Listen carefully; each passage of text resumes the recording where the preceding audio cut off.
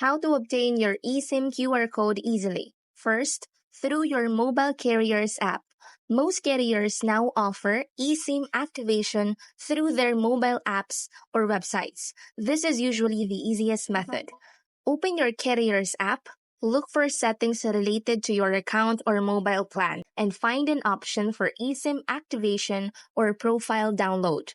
You will likely be prompted to select your device model and may need to confirm your identity. Once confirmed, the app will usually generate a QR code that you can scan with your phone. Second, contacting customer support. If you're having trouble finding the eSIM option in your app, contact their customer support. They can guide you through the process and provide a QR code directly or instruct you on how to obtain it. Third, in-store activation. Some carriers might still offer in-store eSIM activation.